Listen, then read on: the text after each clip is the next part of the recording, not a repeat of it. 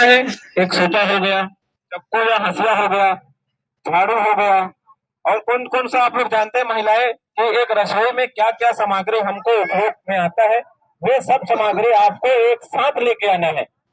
देने के लिए हमारे पास कुछ नहीं है, लेकिन लेने के लिए हमारे पास बहुत सारा चीज है। तो पिताजी की तरफ से आया है कि मैं भूल गया था, सूपा भी आप सबको लेके आना है। काम करने के दौरान हमें अपने मन में किसी के प्रति दुर्भावना भी नहीं रखना है। मेरे को वो काम चाहिए था, आपको जो कार्य दिया जाएगा आप उस कार्य को करने के लिए तत्परता दिखाएंगे, ठीक है। दूसरा चीज कलश यात्रा से संबंधित है। हमारी कलश यात्रा आएगी, सबके लिए वेशभूषा भैया पिछले मीटिंग में बता दिए थे कि हमको कौन सा वेशभूषा क्या करना है, स्वयं के साधन के साथ आना है। तो आप लोग को सब गाइडलाइन दे दिया गया है। तो 31 जनवरी 10 बजे कोड़ेजुंगा बाईपास चौक से यहाँ तक हमको कलश यात्रा करना है, कथा स्थल तक। उससे पहले पंडित जी का आगमन होगा, चारमा में भव्य स्वागत होगा, चारमा से सीधा बाई कार पंडित जी कांकेर आएंगे, कांकेर के बाद कोड़ेजुंगा, कोड़ेजुंगा से कथा स्थल तक। ये 31 तारीख का कार्यक्रम है, रूट मैप जो तैयार किया गया है आयोजन समिति के द्वारा। दूसरा चीज 1 तारीख से हमें कथा श्रवण करने को प्राप्त होगा, साथ ही हम सेवादार के रूप में भी रहेंगे। माइक लगेगा, जगह जगह प्रोजेक्टर लगाया जाएगा, ताकि अगर हम कहीं भी अगर सेवा दे रहे हैं तो हमें वहां पे पंडित जी का दर्शन आसानी रूप से हो जाएगा। और अगर आप में से कोई अपना विचार रखना चाहते हैं तो आप सादर आमंत्रित है। इस ग्राम कुप्पुर को भी भैया रहते जरूर है, लेकिन भारत के नक्शे में उकेरने का कार्य किए हैं। कैसे भैया जी, आपको मैं सादर आमंत्रित करूँ। बोलो शंकर भगवान की जय। सिया राम मैं सब जग जानी, करम प्रणाम जोरे जुग पानी। आप सभी को मेरा सत सत नमन। वस्तुतः मेरा छोटा सा परिचय, मैं काशी जैन विगत लगभग 35 सालों से रंगमंच की दुनिया में, केवल छत्तीसगढ़ में नहीं बल्कि भारत भर के अनेकानेक मंचों पर मैंने आवाज साझा किया। आप सुन सकते हैं। बड़े ही फक्र के संग मुझे यह कहते हुए हार्दिक प्रसन्नता है कि ग्राम कोकपुर निसंदेह हम आप सबों के लिए शिवनगर, जहां भगवान स्वयं पंडाल में अपने उपस्थिति के संग हम सभी को आशीष प्रदान करेंगे, इससे बड़ा सौभाग्य कभी मिल सकता है सोच भी नहीं सकते। और ऐसे आयोजन के प्रमुख यजमान हमारे छोटे भैया सम्मानित श्री देव कुमार जी जैन का आत्मीय अभिवादन करते हैं। भैया जी का सहयोग जो रहा है, तब भी रहा है और अब भी रहा है। लगभग 3 साल पहले से आपने एक परिकल्पना किया था और इस परिकल्पना को एक साक्षात स्वरूप में हमने आज देखा है। निस्संदेह भगवान आशुतोष की असीम अनुकंपा हम पर निरंतर रहेगी ऐसा हमारा विश्वास है। ज्यादा कुछ न कहते हुए 31 जनवरी दिन शुक्रवार हम सबों के लिए शुक्र है कि पंडित जी का आगमन वनांचल बस्तर में पहली बार हो रहा है। एक बार जोरदार तालियों से देव कुमार एवं समस्त सम्मानित श्रद्धालु भक्तों के प्रति आत्मीय आभार मानते हैं। भगवान जी आशुतोष महाराज जो हम आप सभी के आराध्य हैं, जब हम जो चीज सोचते हैं निश्चित रूप से वो सारी की सारी व्यवस्था स्वयं भगवान आशुतोष भगवान जी कर दिया करते हैं। 1 फरवरी से 7 फरवरी तक निरंतर चलने वाली यह शिव कथा हम सब बस्तर वासियों के लिए एक सौगात है। और एक बार पुनः आदरणीय जी के प्रति कृतज्ञता ज्ञापित करते हैं। आदरणीय जी का जो योगदान रहा है, आप सभी सम्मानित ग्रामवासियों का जो योगदान रहा है, और आप जैसे ही बैठे माता बहन भाई बुजुर्ग, मैं आप सभी का हृदय से आत्मीय अभिवादन करता हूं। केवल और केवल इन शब्दों के संग कि आज युवा अपनी शक्ति का सदुपयोग राष्ट्र निर्माण करें। हम हिंदू हैं, सनातन परंपरा को मानने वाले लोग हैं, और हमारी विश्व की एक ऐसी मिसाल जिन्हें आप देख सकते हैं प्रयागराज में, अन्यत्र देख सकें ऐसा तो मुझे संभव ही नहीं दिखता। कुंभ जो 144 साल के बाद, वो भी प्रयागराज में, और हमारे लिए प्रयागराज से कहीं ज्यादा बढ़कर एक सुंदरतम अवसर आप सभी ने दिया है। भगवान भूतनाथ भोलेनाथ आशुतोष महाराज जी की वो वाणी जिन्हें हम सुन सकेंगे और सुनते ही रहेंगे, साथ नहीं जीवन पर्यंत, जब तक हमारे जीवन चलती रहेगी। क्योंकि जीवन चलने का नाम है और इस जीवन यात्रा में आप सभी शामिल होंगे। निश्चित रूप से यह आयोजन शिव भक्तों का है, श्रद्धालुओं का है। इसमें ना किसी प्रशासन की व्यवस्था रही है और न किसी मंत्री मिनिस्टर की रही है। मैं देख रहा था, क्योंकि मुझे पूरा देश घूमना पड़ता है, क्योंकि मैं जुड़ा हुआ हिंदू जागरण मंच से और हिंदू जागरण मंच का सीधा संबंध योगी जी से जुड़ा हुआ है। अब आप जान सकते हैं योगी जी कौन है, उनका कद क्या है, जिनसे हमारे साक्षात बातें होती रही। निश्चित रूप से भगवान शिव आशुतोष की कृपा होगी। कांकेर से लेकर आपके कोकपुर कथा पंडाल तक के वो सारी दुविधाएं यूं ही दूर हो जाएंगी। ज्यादा कुछ न कहो और एक बार पुनः आप सभी के चरण को मेरा दंडवत प्रणाम, दंडवत प्रणाम, दंडवत प्रणाम। हर हर महादेव। श्री शिवाय, श्री शिवाय। शंकर भगवान का कार्यक्रम है, लाखों लोग आएंगे। इसमें सुरक्षा का भी हमें इंतजाम देखना पड़ेगा। ये हमारे बस की बात नहीं है सुरक्षा, ये पुलिस प्रशासन इसकी सुरक्षा का पूरा जवाबदारी देगी और हमें भी उनको कोऑपरेट करना पड़ेगा। वो जो गाइडलाइन जारी करेंगे उसके अनुरूप हमें चलना पड़ेगा, क्योंकि जब भीड़ आएगी और भीड़ का कोई संख्या नहीं होता है। जैसे आप भीड़ हैं और आपकी हम संख्या को भी गिनती नहीं कर सकते, एक दो को गिन सकते हैं लेकिन लाखों लोगों को गिना नहीं जा सकता। सुरक्षा के दृष्टिकोण से जो बात सामने आई है, पूरे रोड के लिए रोड में 1 किलोमीटर तक का पूरे दोनों तरफ बैरिकेड रहेगा ताकि लोग इधर उधर ना जा सके और जो गाइडलाइन रहेगा उसके अनुरूप ही चलना है। दूसरा चीज, दुकानदारी वाले लोग भी लगातार आ रहे हैं, क्योंकि कार्यक्रम होना है, लाखों लोग आएंगे तो दुकान, कई प्रकार के दुकान भी लगेंगे। खान पान का दुकान लगेगा, कई ऐसे तो दुकान है जो दैनिक दिनचर्या में होता है, वे सब दुकान के लिए यहाँ से 1 किलोमीटर दूर दुकान का व्यवस्था रखा गया है। दूसरा चीज, पार्किंग का व्यवस्था, यहाँ से 3 किलोमीटर दूर मालगांव में पार्किंग की व्यवस्था, मोटरसाइकिल कार जितने भी आएंगे वहां से पार्किंग व्यवस्था मालगांव में रहेगा। दूसरा चीज, वीआईपी के लिए एक यातायात विभाग के द्वारा जारी किया गया है कि नंदनमारा से जो नीचे मेडिकल कॉलेज से होते हुए इधर से बस्ती तरफ से आते हैं वो वीआईपी रोड के रूप में सुरक्षित रहेगा।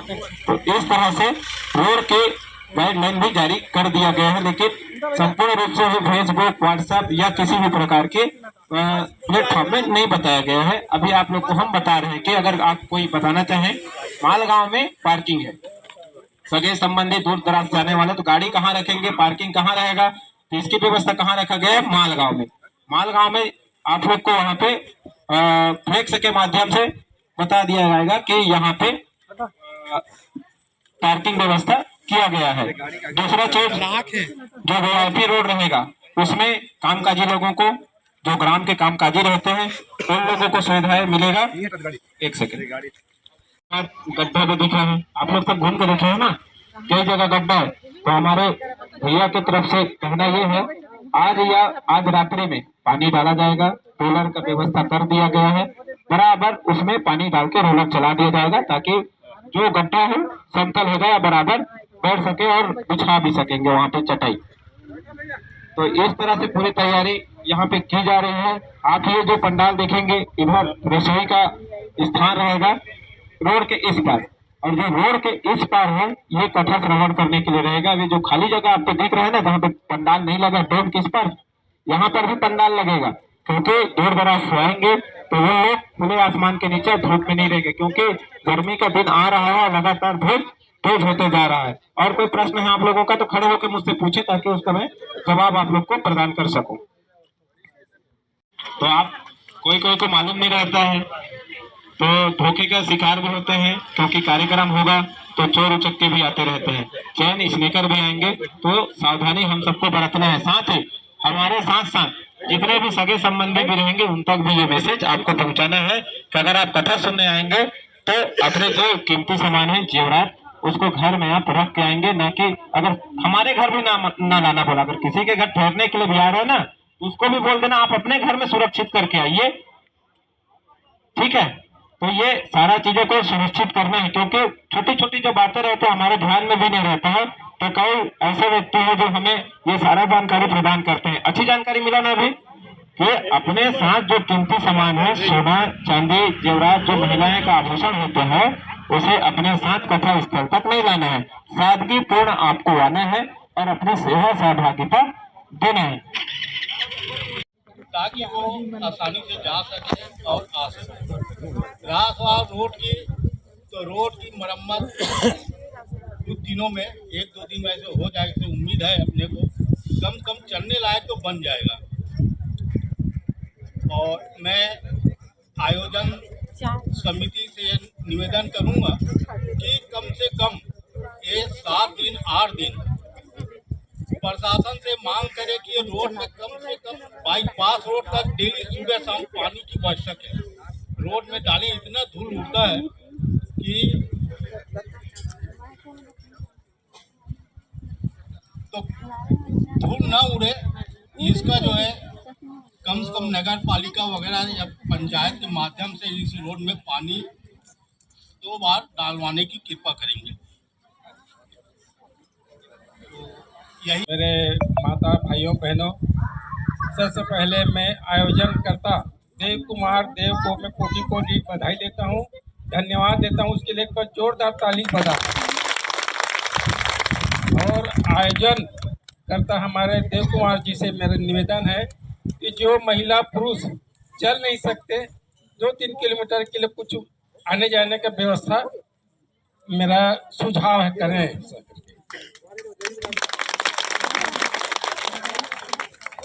और बाकी जैसे भाई लोग बता रहे थे अपना कीमती सामान ये सब के लिए महत्वपूर्ण है ना, इसको संभाल के रखें, अपने पहन के आते हैं थोड़ा छुपा के रखें, है ना। ऐसा तो सभी जानते हैं कितना महंगाई है, लेकिन देखने के लिए सुनने के लिए, लेकिन हमारे ग्राम कुपुर में हुआ है ना, कितने भाग्यशाली हम लोग हैं। एक बार देव कुमार के लिए पुनः जोरदार ताली बजाएं। बस इसी के साथ मैं अपने माइंड के विचार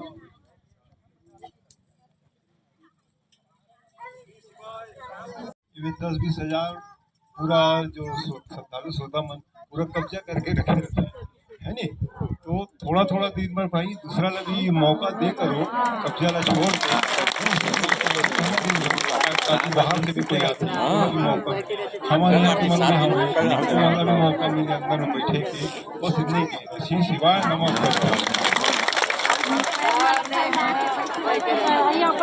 चलिए, एक सटीक बात और सबके मन में भी उत्साह हुआ है कि अगर कोई आदमी आया है और एक दिन उसी जगह को अगर कोई पकड़ के बैठा है और दूसरे को अवसर ना दिया जाए तो थोड़ा सा बहुत बेकार भी लगता है।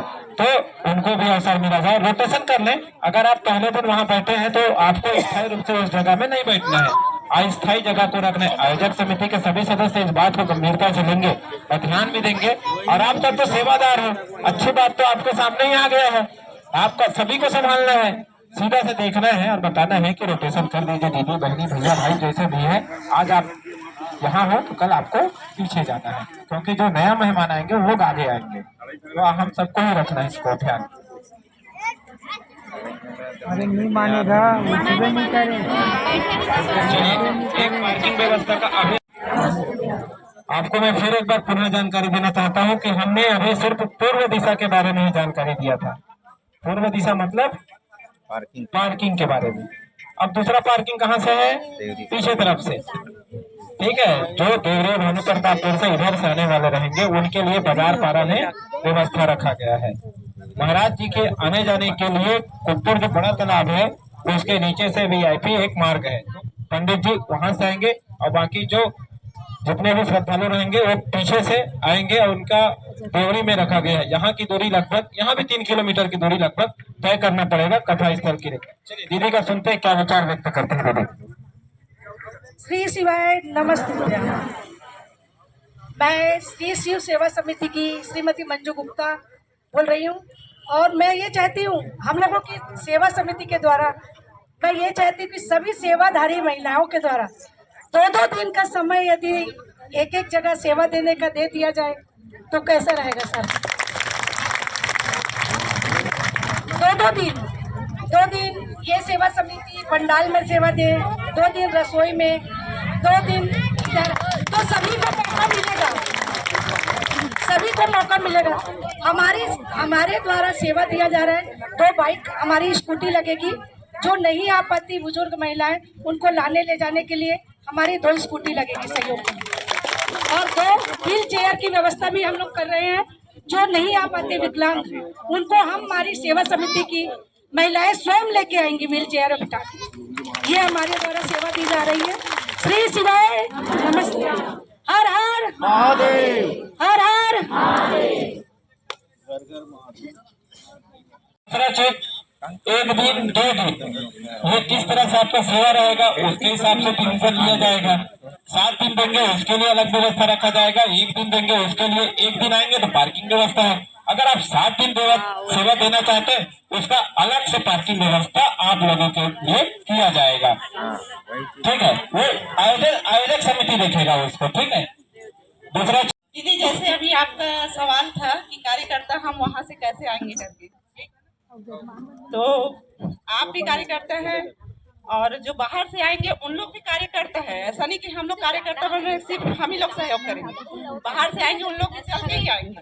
तो जहाँ पर पार्किंग दिया जाएगा वहीं से हमको पैदल चल के आना पड़ेगा। अगर आपको सेवा देना है तो फिर 9 बजे पहले उपस्थित हो। हाँ, सेवा देना है तो 9 बजे पहले आना है आपको और रात में 8 बजे के बाद जाना है। 12 घंटा का सेवा रहेगा। चलिए जोरदार ताली दीदी के लिए। चलिए अगले विचार के लिए श्री कुपेश जैन जी, साधारण मंत्री थे। आज के सभा स्थल पर उपस्थित समस्त माताएं